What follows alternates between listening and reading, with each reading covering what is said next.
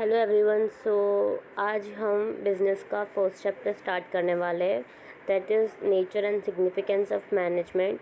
Before starting this chapter let's know what is business. Business is a source of earning your livelihood and the main motive of business is to earn profit. Okay, so how in business management will help you to develop your personality, efficiency, strength, etc., etc. So today we are going to learn that what is the nature and significance of management. Nature, significance means importance of management. Okay, without wasting time, let's know that management is something which is used for an organized manner. Okay, management एक ऐसी process होती है जिसके through आप सारी चीज़ों को organise करके रखते हो, सारी चीज़ों को मैनेज कर सकते हो। बिज़नेस में मैनेजमेंट की बहुत ज़्यादा नीड होती है। ओके, सो इंट्रोडक्शन, मैनेजमेंट एक वो पीस ऑफ आर्ट होता है जो जो मतलब जो बिज़नेस में गिफ्टेड होता है और जिसकी वजह से आपका जो बिज़नेस होता है मैनेजमेंट की वजह से वो बहुत इजीली रन कर सकता है। ठीक है, मैनेजमेंट का जो कॉन्सेप्ट होता है वो बहुत ज़्यादा वाइडर है। आज की तारीख में या फिर आज के मॉडर्न एरा में मैनेजमेंट जो होता है उसका जो कॉन्सेप्ट है वो बहुत ज़्यादा वाइडर है, क्योंकि मैनेजमेंट हर जगह यूज़फुल होता है, चाहे वो स्मॉल इंडस्ट्रीज़ हो, बिग इंडस्ट्रीज़ हो, स्मॉल कंपनीज़ हो, बिग कंपनीज़ हो, चाहे फिर वो प्रॉफिट के लिए हो या फिर नॉन प्रॉफिट ऑर्गेनाइजेशंस हो। Everywhere management is required in business everywhere, and as well as management is required in our daily life too. So इसका कॉन्सेप्ट कैसा है, वाइडर है। ठीक है, और मैनेजमेंट के थ्रू अब आपका जो काम है, आपके जो गोल्स है, आप उसको इफेक्टिवली और एफिशिएंटली सारी चीज़ों को अचीव कर सकते हो। मैनेजमेंट से आपका जो इफेक्टिवनेस होता है, आपका जो टास्क परफॉर्म करने का जो वे होता है वो बहुत जल्दी इम्प्रोवाइज होने लगता है। ठीक है, let's not waste the time and go to the characteristics of management.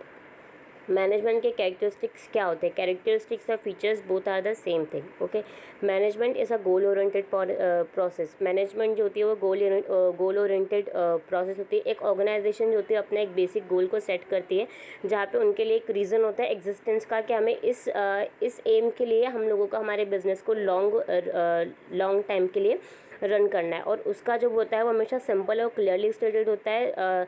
Different organisations के डिफरेंट गोल्स होते हैं, जिसकी वजह से वो उनको इफेक्टिवली और इफिशिएंटली अचीव कर पाते हैं। और उनका एग्जिस्टेंस होने का मतलब उनका उस जगह पे टिकने का एक मोटिव बन जाता है, एक एम बन जाता है, जिसकी वजह से वो अपने आप को उस जगह पे कॉन्स्टेंटली बनाए रखते हैं। ठीक है, second is management is all pervasive. Management को परवेसिव क्यों बोला जाता है? क्योंकि मैनेजमेंट जो होता है वो हर इंटरप्राइज एक्टिविटीज़ में कॉमनली यूज्ड होता है, चाहे फिर वो इकोनॉमिक हो, सोशल हो या फिर पॉलिटिकल हो, चाहे फिर वो एक छोटी सी इंडस्ट्री हो, बड़ी इंडस्ट्री हो, चाहे वो फिर वो छोटी कंपनी या बड़ी कंपनी हो, हर जगह मैनेजमेंट जो होता है वो परवेसिव होता है और वो हर जगह यूज़फुल होता है। ठीक है, next is management is multi dimension. Management को मल्टी डायमेंशन इसलिए बोलते हैं क्योंकि उसके 3 टाइप के मेन डायमेंशन होते हैं। सबसे पहले management of work. Management of work क्या करता है? डिफरेंट जो जितने भी ऑर्गेनाइजेशंस हैं उनके जो परफॉर्मेंस होते हैं वर्क में, उन सारी चीज़ों को वो डिविडेशन कर देता है एम्प्लॉयज़ के बीच में, जिसकी वजह से उनका जो वर्क डिविडेशन जैसे हो जाता है तो कंपनी में क्या हो जाता है कि उनका जो एटमॉस्फेयर था वो हमेशा डिसिप्लिन वे में आ जाता है। और उसके बाद जो होता है उनका जो वर्क होता है वो लोग इफ़िशेंटली और इफेक्टिवली उन सारी चीज़ों को परफॉर्म करते हैं। ठीक है, मैनेजमेंट ऑफ पीपल। अगर हम पीपल की बात करते हैं कंपनी में या फिर किसी ऑर्गेनाइजेशन में, मैनेजमेंट ऑफ पीपल की बात हो रही है, मतलब वहाँ पे डिसिप्लिन की बात हो रही है, जहाँ पे जो वर्क होता है आपका वो किसी और के थ्रू आप उसको परफॉर्म करवाते हो। तो जैसे कि हमने पहले पढ़ा था मैनेजमेंट ऑफ वर्क में जैसे डिविडेशन कर देता है, तो डिविडेशन के वजह से हमारा जो पीपल का जो मैनेजमेंट होता है या फिर हमारा जो इन्फॉर्मेशन का जो मैनेजमेंट होता है, डाटा का जो भी हम मैनेज करते हैं उसको हम पूरी प्रॉपर तरीके से उसको मैनेज करके रख सकते हो और पीपल टू पीपल हम उसको कैरी कर सकते हैं। ठीक है, नेक्स्ट होता है हमारा कि मैनेजमेंट ऑफ ऑपरेशंस। नेक्स्ट था हमारा मैनेजमेंट ऑफ ऑपरेशंस। ऑपरेशंस मतलब जितनी भी हमारे मैनेजमेंट में टास्क होते हैं, जितनी भी प्रॉब्लम्स होती है ऑपरेशन मतलब जो भी हम टास्क है या फिर जो भी हम जो गोल्स हमने बनाए हुए उनको अचीव करने के लिए जितनी भी हम लोग वेरियस प्रोसेस या फिर वेरियस बेस निकालते हैं उसको हम बोलते हैं ऑपरेशन। जैसे हमारे पास सारी चीज़ें क्लियर हो जाती है, क्लियर फॉर्म में, सिंपल फॉर्म में आती है, तो वो हमारे लिए अचीव करना बेस्ट हो जाता है। नेक्स्ट होता है मैनेजमेंट एक कंटिन्यूस प्रोसेस है। मैनेजमेंट हमारे कंटिन्यूस प्रोसेस क्यों है? क्योंकि वो हर फंक्शन ऑफ मैनेजमेंट पे, हर लेवल्स ऑफ मैनेजमेंट में उसको हम अप्लाई कर सकते हैं। ठीक है, मैनेजमेंट एक नेवर एंडिंग प्रोसेस होती है।